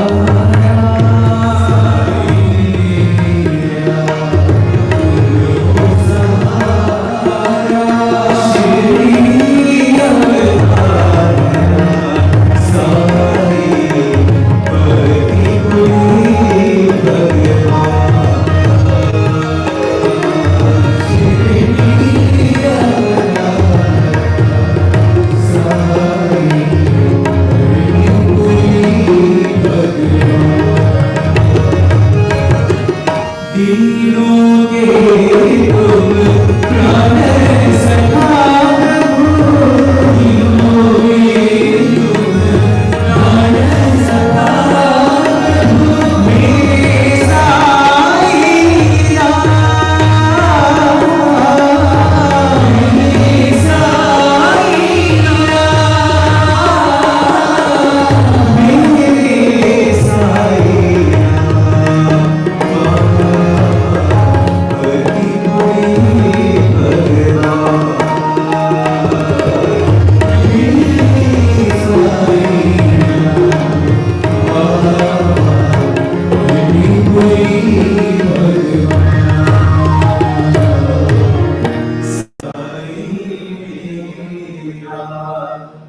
तुम हो सहारा. So if we are able to tell Swami, Sai Mera, you make him your own. तुम हो सहारा, तेरा नाम एक सहारा, like that Sai, he is the name is he. तू है सहारा, and then he said, दीनों के तुम प्राण सखा. Who is a Dina? We keep thinking that Dino is some people who lack something, some poor people. So aren't we all poor in some way or the other? If we are praying to the Lord, Lord, give me something. That means we are lacking something, right? Even if it is peace of mind. Swami, I want 10 minutes of peace today. So we are lacking that. So we are all Dinas in one way or the other. So Dino ke tum pran sakha. Just let us own Swami. Let's tell Swami that Swami, you are ours. I am a Dina. I am seeking your grace. Please give it to us. Please give it to us. So that love can be the reciprocal reaction between the devotee and Swami. Sir, I would just to recap this whole section, we spoke about consistency and intensity, isn't it? Consistently intense and intensely consistent. Just a story, I don't know if I'm going on to stick or with any of time, but this is something that happened to someone whom I know. And he's been a part of the Sundaram Bhajan group from the early 90s. A very simple person and somebody who, for me, exemplifies this consistency and intensity. And just to give you an example of how Swami will create the opportunity to acknowledge the consistency and intensity that we show in our adoration for him. So this brother has been in the Sundaram Bhajan group, and he has been somebody who has been extremely passionate, and that's where he brings that consistency and intensity in his seva at Sundaram. So he is in charge of he takes charge of decorating the altar, cleaning the altar. He's always there on Thursdays and Sundays. He's there for residence, Swami's residence cleaning on Saturdays. Again, these are privileges that are given to the Sundaram Bhajan group, the gents of the Sundaram Bhajan group only. And he's somebody who's always there. You cannot miss seeing him on Thursdays, Saturdays, and Sundays. And he's been doing this from early 90s every single week. So, just to give you an example of how he never goes unrewarded. When Swami came to Chennai in 2007, his last visit to Chennai, and he had come for the Atirudal Mahayajna, and Swami had stayed there for about 10 or 12 days. And on the last day, now this brother was seated inside the hall, and the understanding was that Swami would give darshan outside, and Swami would leave for the airport from there. And somehow, that's why we say that intensity and that adoration, he just felt that they should, if there is the pujari sitting outside, there should be an aarti plate inside as well. It's one of those things that, they keep on it's the unpredictability of Swami that he was prepared for. And he had a very small aarti plate kept with him with the camphor and the matchbox should some need arise. And just that is the prompting that you get from within, isn't it? Swami was outside giving darshan. Swami came inside the hall. Swami asked the bhajan group to sing. And still the understanding is that Swami would take aarti when just before he gets into the car. And Swami stops the bhajans. Swami knows that there is no pujari. Swami knows that this brother is ready. And he's somewhere seated in the probably 7th or 8th row. Swami manages to establish eye contact with him and says, "You take aarti." Right? And when he narrated this to me, he said, absolutely nobody knew that day that I was having this plan except for Swami. And that's Swami, isn't it? That's why I said that your intensity and your consistency, when you show the consistency, there is definitely a moment that gets magically created where Swami acknowledges that your intensity and consistency have been worth it and keep going it.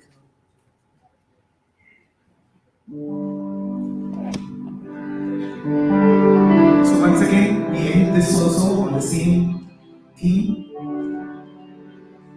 तेरा नाम एक सहारा, तेरा नाम एक सहारा, तेरा नाम एक सहारा, तेरा नाम एक सहारा.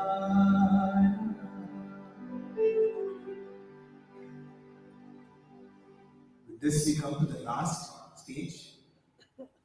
So, part of this workshop. So, the first stage was what? What are the first A? Yeah, we added God to our lives. And the second A, what did we do? We adored God through filling Him like salt sprinkled on the food that we prepared throughout the day. Food in all aspects of our life, not just a food session. So we have added Him, we have adored Him. What is the reason for doing this? Because we want to achieve Him. That is the third A. And what do we mean by saying that we want to achieve Him? Throughout His life, Swami was saying, I am God. And when somebody challenged Him and asked Swami, how can you say you are God? Swami said, I am God and so are you. The person who challenged him, he said, so are you are also God. So that is what Swami has been trying to drive into all of our thick skulls throughout our lives, that we are also essentially God. So when we go through this process of adding Him in our life, feeling Him in every moment of our life, we finally achieve that thought that yes, He is God and so am I. I am also God. So we have to reach that stage in life. So when Swami spoke, He gave hundreds of discourses to all of us. How would Swami address all of us? He would either address us as Prema Swarupalara. He says, you are all the embodiments of love. Or on occasion, he would say, Divyatma Swarupalara. So divine love or divine Atma. He kept telling us again and again that this is what you are. You have to realize this fact. So in this last portion, we will try and explain to you what are the various ways in which, or various people, how they have achieved it, and how we can also put our footsteps on the footsteps of those who have achieved God. So what is a bhajan that comes to mind when it talks about achieving God? Sai है जीवन, जीवन सत्य साई, साई है जीवन, जीवन सत्य साई, साई मेरा जीवन सहारा, साई मेरा जीवन सहारा, साई है जीवन, जीवन सत्य साई, साई है जीवन, जीवन सत्य Sai.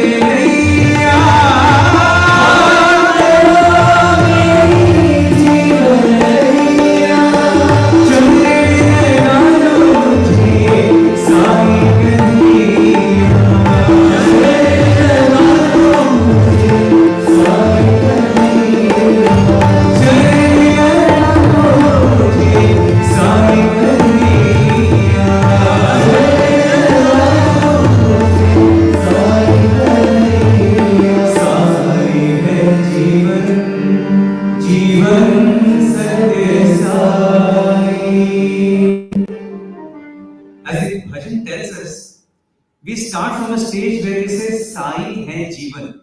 So we tell Swami that you are my life. And we go to where we say, Jeevan Sathya Sai. Our life itself is Sai. The stage where we say, when we say that we are reaching God to when we have reached God. When you own God, so Jeevan Sathya Sai. Our whole life itself is Sai. When you say that, I remember this story.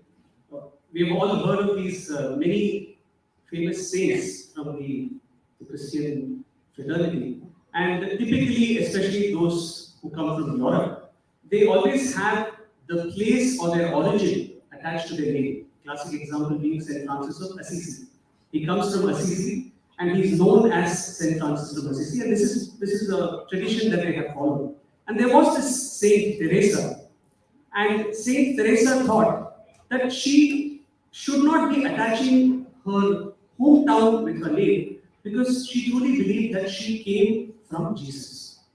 So she used to call herself as Teresa of Jesus, and this is how she would like herself to be known.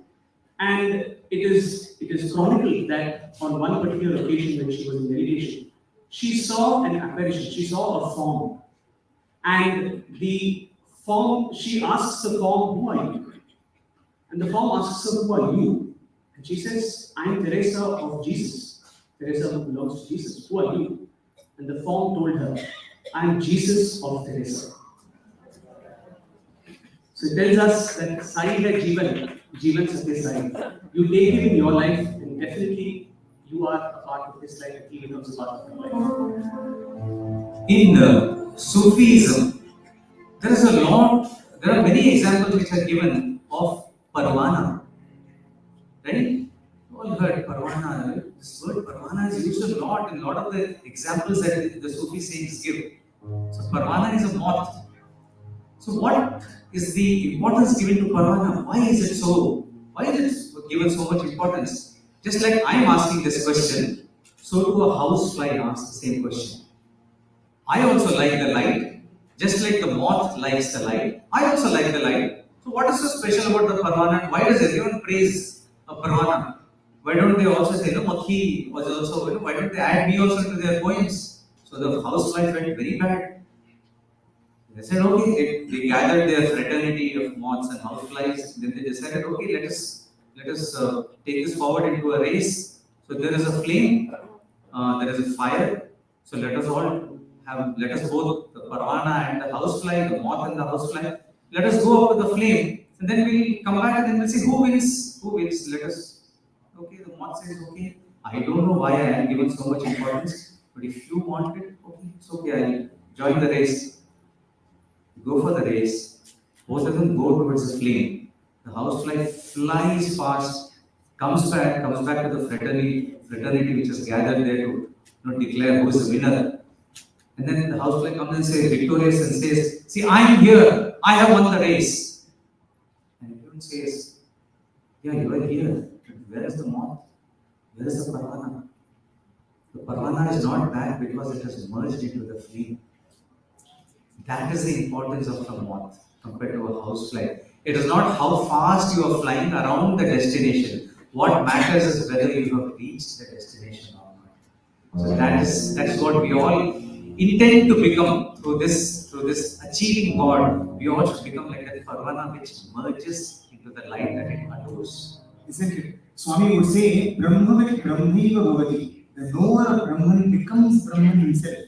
Similarly, the moth tries to understand what is the flame. The only way it can understand what is the flame is by jumping into the flame.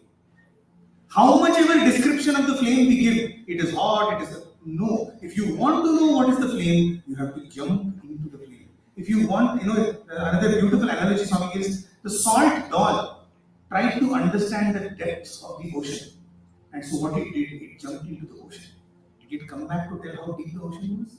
No. Why? Because it became one with the ocean. That is our destiny. Right? We are each and every one of us is indeed Prema Swarupa. Can we live that life of being Prema Swarupa? We just end this by telling you the story of one such Prema Swarupa. Oftentimes we have heard about the beautiful examples, stories of Kasturi Garu, right? The most decorated, one of the most venerated authors in our Sai fraternity. Very few of us actually know about how he passed away. Do you know how he passed away? Because he never wrote how he passed away. We only know how he lived his life, with loving God. In loving God, there is no description of his passing away. It's a beautiful experience of his passing away. He said, in the year 1987, he has had a slightly inflamed liver and he was bedridden. And it seems, as he was bedridden, so many devotees would come to see him. Every time a footprint was heard, you know what he would think? Swami, Swami, Swami, he would say. He would say, Swami has come to see me, Swami has come to see me. Anybody who would come to visit him, he would think it is Swami. You see, achieving God. And so eventually they went and told Swami, Swami, all the time he is calling for you. Swami, please come once and give him darshan. Swami said, if I come to his room now, which used to be in East Prashanti, after that, no, you will not have sukh or change because all devotees will come there and trouble you. You take him to hospital and come to see him there. And so they moved him to hospital and immediately next day Swami goes over there. This was narrated to us by his daughter, Premvani Padma Kasturi. This entire episode. And Swami goes to see him and Swami is talking to all the doctors. Swami is caressing his, his head. Swami takes water and starts to pour into his mouth. And Swami says to all the doctors and nurses, each one of you pour water into his mouth. You will never get this chance again. And then Swami looks at Padma Kasturi and says, I have decided Independence Day ko isko independence milega. Okay? On 14th of August 1987, Kasturi Garu passed away. When is the Independence Day? 15th August. So it was already evening. There was no mortuary in those days. So they all went and asked, prayed to Bhagavan. They said, Swami, shall we finish the Antim Samskar, the funeral rites? Swami said, no, I told him that I'll give him only on 15th August, I will give him independence. So they said, Swami, but we don't have any facility to keep the body throughout the night. Next day morning, the body will become, it won't be possible, it will start smelling. Swami said, that is my responsibility. You keep him in that room. And so his room, he was kept in the room. So Padma Kasturi himself was telling us, she locked the room, she was the last one to leave. Next day morning at 4 o'clock when she went, to get the body ready, she opens the room and there is jasmine smell coming from the room. And so she ran into, she went back for darshan and she just waited for Swami to give instructions. Swami said, in Chakran Kada, did I not tell you? All night I was sitting with Kasturi. Right? And then Swami gives, the instructions to finish. And Kasturi Garu is one of the few people. Swami performed the rites. Next day there was Narayan Seva. And after that Swami said, he doesn't require 10th day, 11th day, 12th day. I have looked after everything. His Sadgati I have already looked after. For him, no other rites were performed. Just that one rite finishing because achieved God. I'm sure each one of us over here, Swami, when we take our last breath, be with us. But we don't know which is our last breath, isn't it? That is why every breath we must chant. Because eventually one day we will be right. Right? One day we will have our last breath and that day he will be with us. Right? This is how we achieve God. And this is what Swami comes to tell us. And we will just end with this beautiful incident. This happened in the erstwhile, Bhajan Hall days. We all know about the Bhajan Hall in Prashanti. It seats about 600 people. Matlab pura pack karke bhi about 600 people can sit in. And so there's always a clamor to get into the Bhajan Hall. And so one of our professors, first few months he valiantly fought to get a place. Eventually he gave up. He lost the battle. What he decided is he'll sit outside. He said, I don't want to clamor for that. I'm just going to get Swami to me. So what he would do is once the bhajan started, he would just close his eyes and he would visualize Swami enjoying the bhajans. And we all of us, those who of of us who have seen Swami enjoying the bhajans is a sight for the gods to see, right? The way his gentle sway and the hair and his hands moving, it's a sight for gods to behold. And so he would do that. Swami would be sitting inside, but inside his mind, he would visualize Swami, enjoying the bhajans. One evening, as this visualization was going, he did not realize that Swami had actually come out and had stood in front of him. And so Swami standing, Pratyaksha, outside. In his mind, he is enjoying the darshan inside his mind. Right? And so immediately after the bhajan, as he opened his eyes, he sees Swami, and immediately, the hands go up. Swami, Swami just comes up to him and says only one thing. अंदर का स्वामी और बाहर का स्वामी एक ही है. You see, अंदर का स्वामी और बाहर का स्वामी एक ही है. It is because we have forgotten the अंदर का स्वामी that this अंदर का स्वामी now has to come बाहर to tell, अरे भैया मैं तेरे अंदर ही हूँ. मोको कहाँ ढूंढ तेरे बंदे, मैं तो तेरे श्वास में, मैं तो तेरे विश्वास. He is resident of our hearts. Right? All we need to do is to simply turn our attention and give him that attention. See, you see, there's a beautiful statement which says, and hence he was so broke that he could not even pay attention. He became so broke that he could not even pay attention. Itna bhi paisa nahi hai ki all we need to do is to pay attention to the Hridaya Nivasi. Right? It is for only to introduce us to that Hridaya Nivasi that he becomes Prati Nivasi, that he becomes Vrindavana Vihari, that he becomes Kunja Vihari and Ayodhya Vihari, only to tell that, Are, my real address is your heart. That is when we achieve that. And that can happen when we chant the name of the Lord constantly. Right? So, thank you so much for this beautiful evening. Thanks to you all, we were able to enjoy the entire process of preparation and we were able to internalize Swami. We will just end with this beautiful song which exactly captures this sentiment.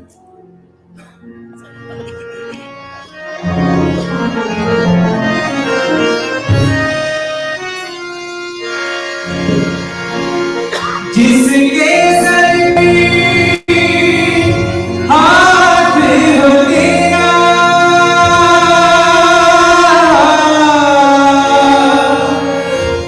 कौन बिगाड़े उसकी, हर पल उसके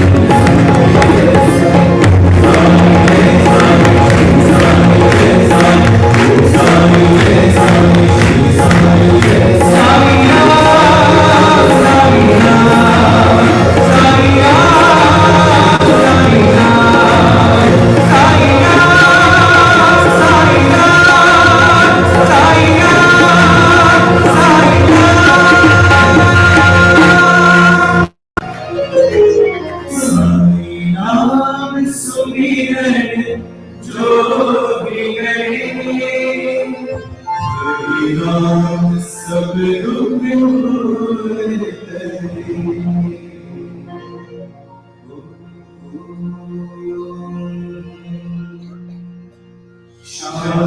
शांति शांति शांति।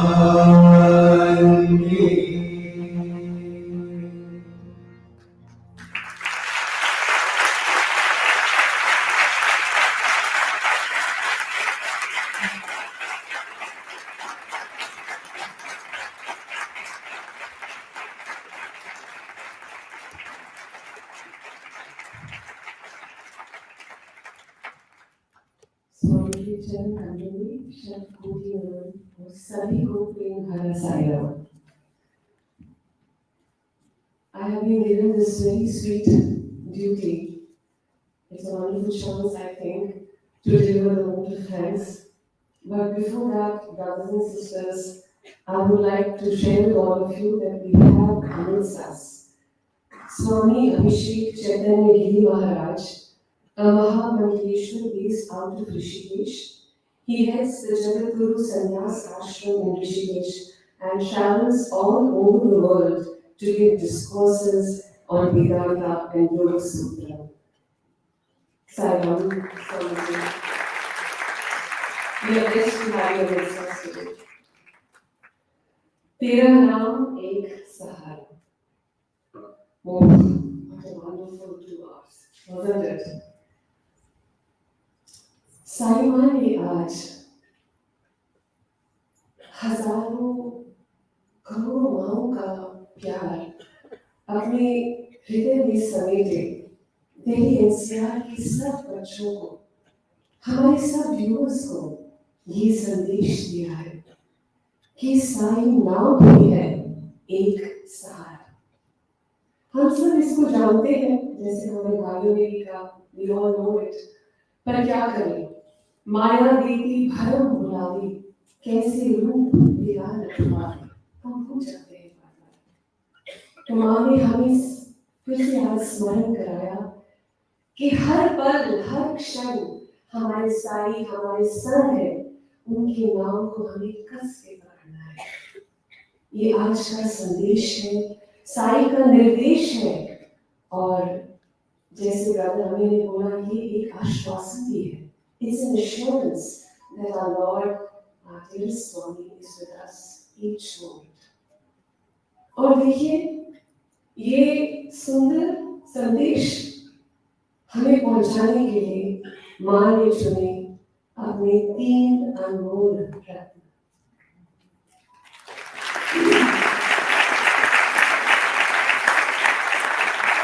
ये कहना उचित होगा कि इनके मन, वचन और कर्म में साई समाये है। बट आज हम ये कहना चाहेंगे कि साई स्वयं ही इनके मन है, इनके वचन है और इनके कर्म है। इसलिए इन्होंने जो बातें कही वो इनके हृदय से निकलकर सीधे हमारे हृदय में बस गई। This is heart to heart. और अपने वचनों से, अपने स्वरों से हमारे आदरणीय भाइयों ने ऐसा एक आनंद का समा बांधा है कि मन कहता है, ए वक्त कुछ पल और थम जा। इस आनंद को, इस ऊर्जा को हम अपने मन में, अपने हृदय में और थोड़ा बसा लें। स्वामी, आपकी दया के बगैर ये क्षण हमें नहीं मिल सकती। Merciful Sai was so grateful and thankful to you for this beautiful blessing, this beautiful satsang. And we hope that we become worthy of many more such opportunities in the future. And now I would like to say to our dear brothers is that, brothers, you are truly blessed. And from all of us, we pray that Bhagavan gives you so much energy, His divine strength, good health, so that you take the Sai Katha, the Sai message, the Sai music and love to more and more devotees, ताकि सभी इस आनंद का अनुभव करें और भगवान की अनुकंपा पाएं। Thank you so much for being with us today and blessing us with this wonderful satsang. Thank you.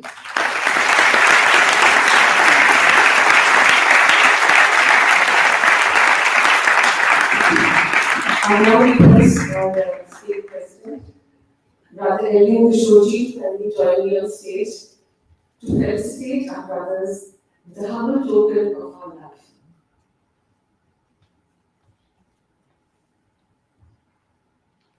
Brothers and sisters, put your hands together for Brother Ravi Kumar. Brother Siddharth Raju.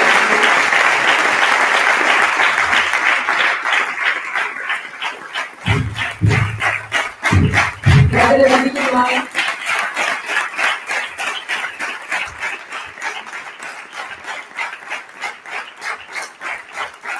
And Brother Amey Deshpande. We would also like to felicitate the Sathya.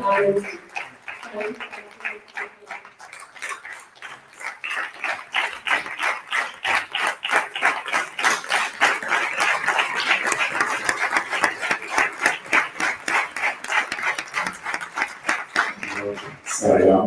For many of you who don't know, Brother Satsung was also my senior in MBA 1 year, and he's very stage shy. So he said, "I'll just come to take the gift and then go off." So I'm not going to call him back again, but that's how he is. Sai Ram, I hope you all enjoyed. I think it was a word merchandising would be a small one, but I think quite a few learnings for all of us, what we should do in our daily lives. अगले बार at least गाड़ी चलाते वक्त तो car वाला गाना याद आएगा.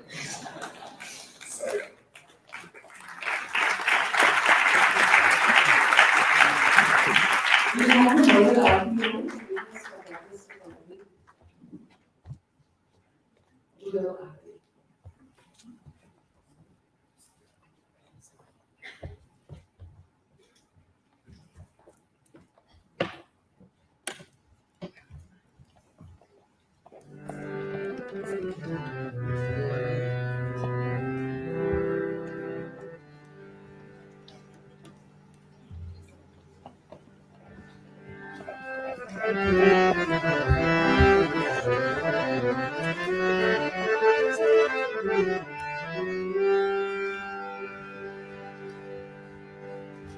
Om Jai Jagadish Hare Swami Sathya Sai Hare Bhaktanala Samrashaka Bhaktanala Samrashaka Bhakti Maheshwara Om Jai Jagadish Hare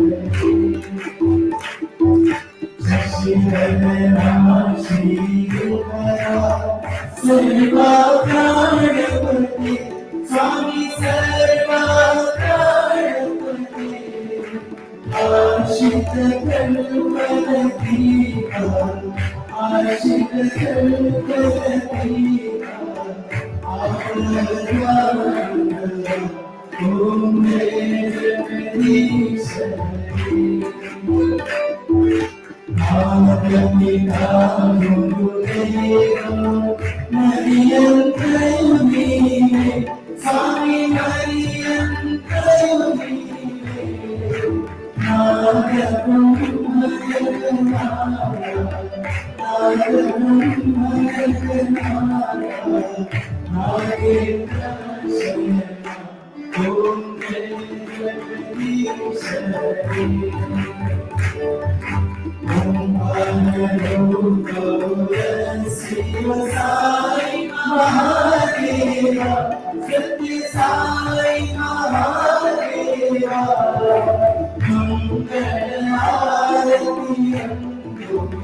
Mangala Arati Mangalari Hari Om Jai Jagadish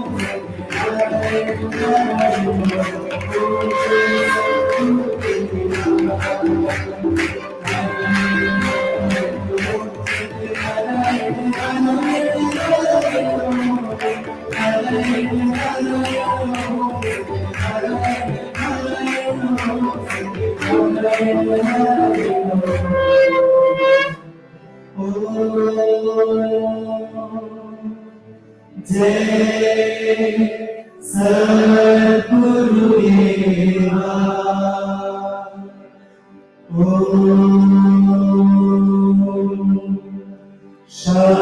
शांति शांति शांति समस्त लोका सुखिनो भवन्तु समस्त लोका सुखिनो भवन्तु समस्त लोका सुखिनो भवन्तु